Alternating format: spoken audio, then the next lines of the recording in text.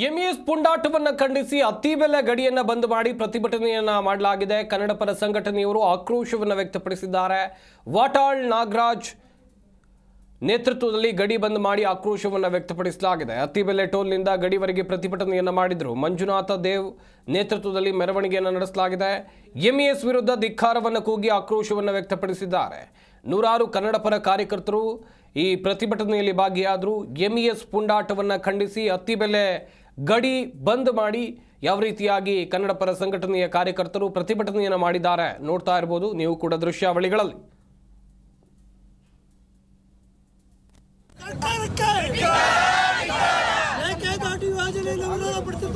ತಮಿಳುನಾಡು ಸರ್ಕಾರಕ್ಕೆ ನಿಷೇಧಿಸಿ ನಿಷೇಧಿಸಿ ಬಂಧಿಸಿ ಬಂಧಿಸಿ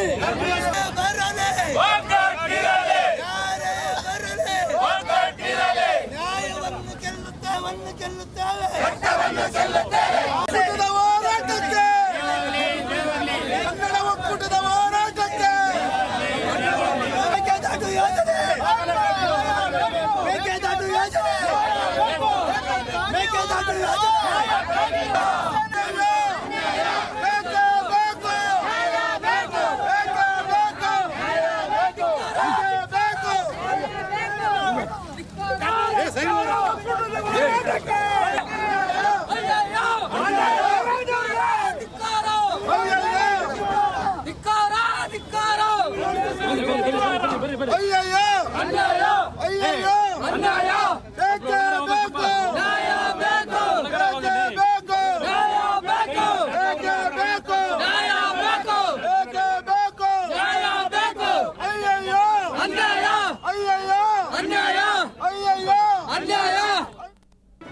ಜಿ ಕನ್ನಡ ನ್ಯೂಸ್ ಈಗ ನಿಮ್ಮ ಮನೆಯಲ್ಲೇ ನೋಡಿ. ಎಲ್ಲ ಕೇಬಲ್ಗಳಲ್ಲಿ ಈಗ ಲಭ್ಯ.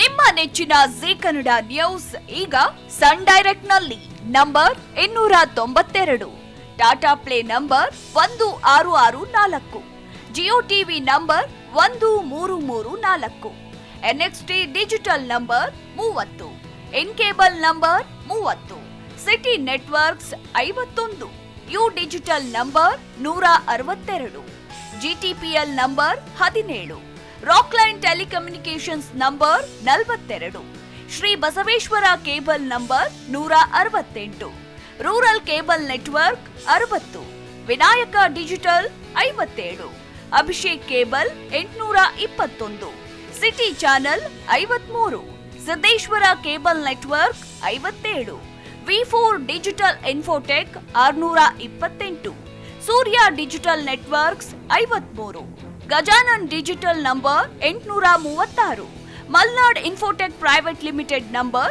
56, Metrocast number 830, Victory digital number 167ರಲ್ಲಿ ನೋಡಿ ಆನಂದಿಸಿ.